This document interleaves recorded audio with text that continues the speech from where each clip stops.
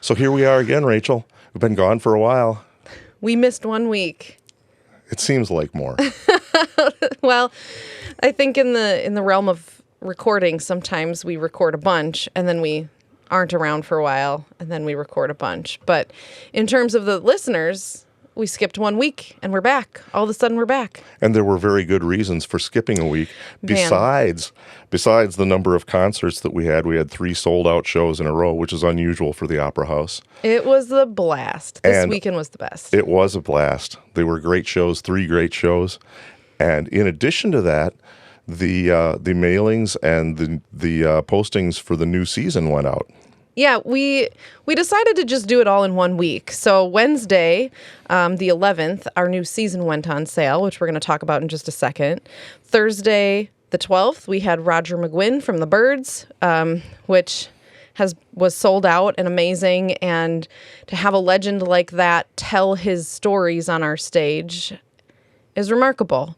It really was, even to a jaded person like me. I loved it. You know, you don't often meet people who know Bob Dylan and Joni Mitchell and all of those Greenwich Village artists, those folk artists from that era.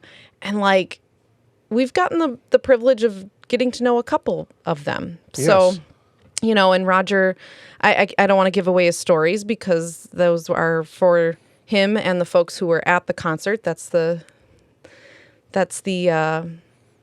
special thing about being at the concert is you're the only one that gets to hear that stuff. But he was a hoot, and watching him and his wife work together before the show was a special treat. I think that's something that we that work here get to see and appreciate, and I certainly did appreciate how they have just been doing this for 43 years. They've been married for 43 years, and their working relationship was really interesting to watch.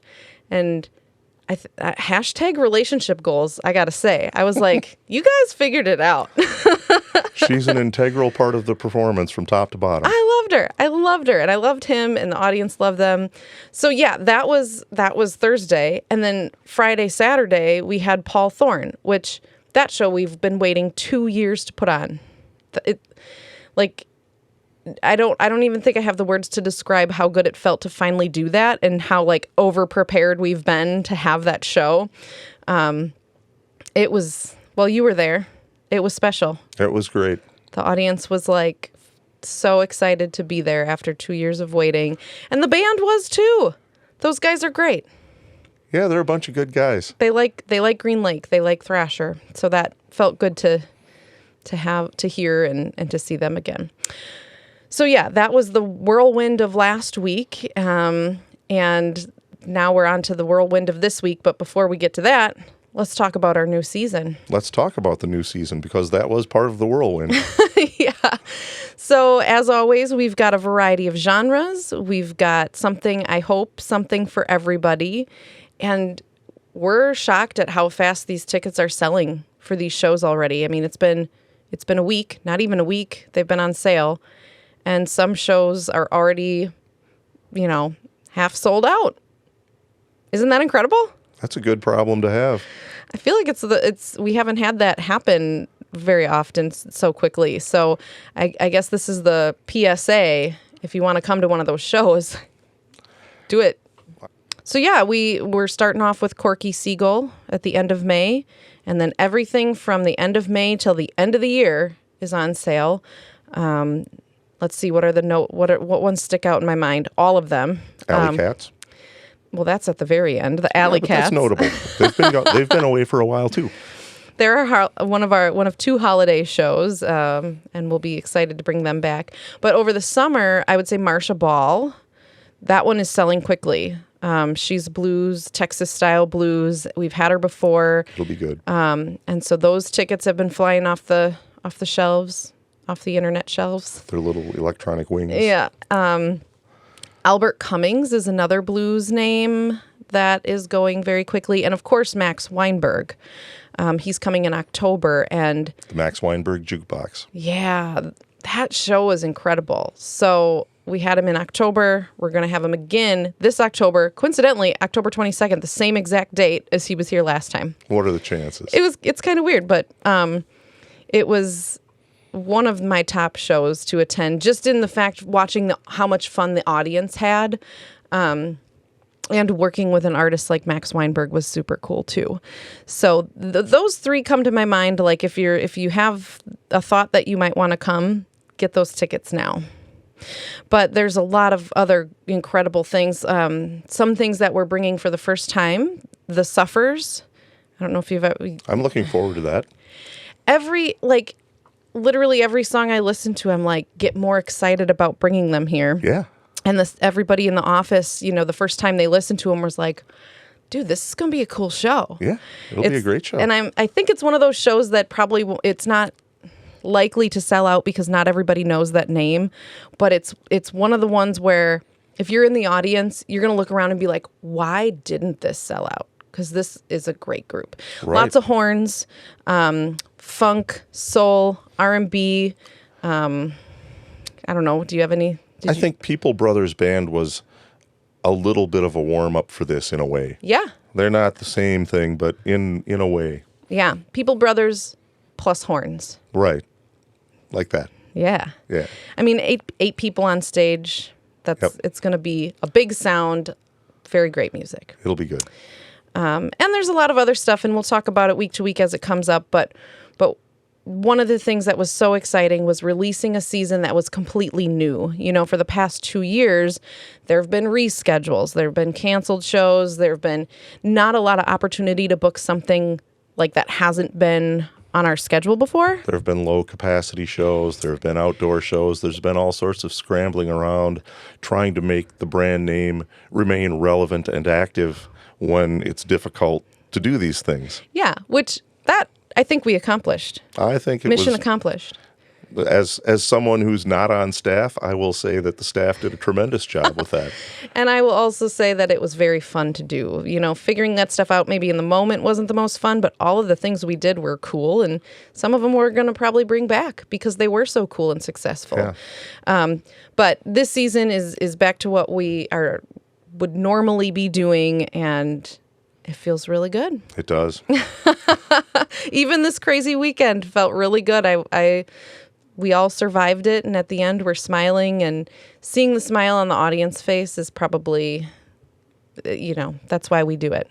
That's why we do it. And after this big crazy weekend, there's still another rapid turnaround because we had the choir concert on Monday. So again, after 2 years of not having the Green Lake School Choir concert because of the pandemic, we welcomed that back on Monday night. The middle school choir and the high school choir got to perform on our stage once again with their new choir director, Mr. Bob Curley. And so we decided to sit down with Bob this week and get to know him a little bit better. He's new to our area, new to the school district, but doing some really great things with the choir program. And so we wanted to introduce him to our Thrasher community. Well, let's hear from Bob. Rock on. Today I am joined by Bob Curley, who is the new choir director at Green Lake Schools. I say new, but you've been there for a year now, for a school year. Yes, this year, first year. Welcome. Thanks. Welcome to Green Lake. Welcome to the community. I think naturally my first question is, what do you think so far? I like it. It's a little stretch because I'm not just the choir director. I'm teaching the wee little ones, kindergarten. Oh, through that's fun. 12th grade. Yeah, I got, the classes of the little kids, kindergarten through 5th grade. Then I got a middle school choir, and then I've got a high school choir, and it's so far so good. The choir program at Green Lake Schools is really strong. I think it's grown so much since I've been in this community. I've been working in Green Lake for probably close to 7 years now, and it's been cool to watch it progress and watch it grow. And so I'm excited to see where you're going to take it. What do you think, the kids, how did they do with the transition with a new teacher this year and any of the new things that you've incorporated? Well, this is my first year teaching high school. I've got a lot of experience with, everybody up through middle school. The high school was really fun, but the choir was smaller. There's a lot of kids that were not in choir. So the group is a little small, but it's really, really fun. In fact, today I had literally like my best day of teaching with them. Oh, that's and awesome. It was just a blast. And we have fun, and we do music, and we do concerts, and it's awesome. Where did you come from? So full disclosure, I don't know anything about you. So this interview is like a real interview. I'm asking these questions for the first time. So where are you? Well, I grew up in Lancaster, Wisconsin. Oh, I know where that is. You do? I have a friend. Yes, her family lives in Lancaster, and I was just there last year. Who is it? I might know them. They're the Bobers. No, I don't know. They were living in Mineral Point and then moved to Lancaster. Yeah, I guess I don't know anybody It's just such a small town, but yeah, I haven't been there for 40 years, so.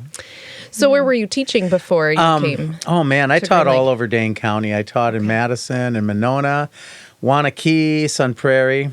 So you were used to bigger school districts? Yeah. Is Green Lake your smallest school district? Yes. Yeah. But largest class load because you're teaching all of the ages. Kind of, yeah. I don't think of it as far as, number of students. The trick to this gig is really you got to wear a lot of different hats. Yeah. And you have a lot of different personalities, a lot of different needs.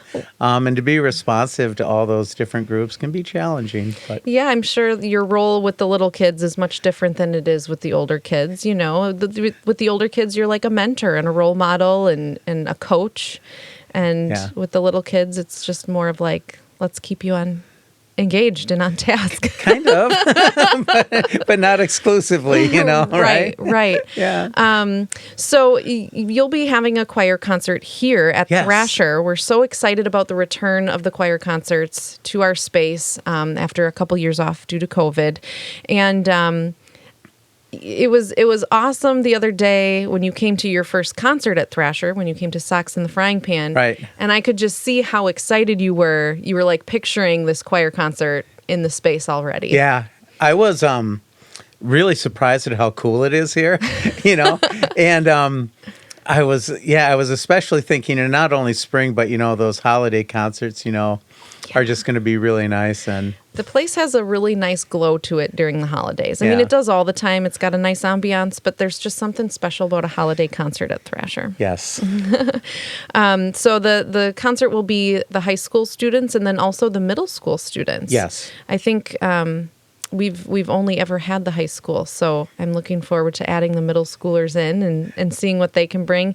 And I have to really compliment the Green Lake School students. Every time we have them here, they're a really respectful group. And yeah, they are. I think some venues think about bringing a bunch of kids into their space, and they're like, oh my God, that's going to be awful. We love it. The more we can engage with the local school kids, the better. We try to do as much outreach as possible.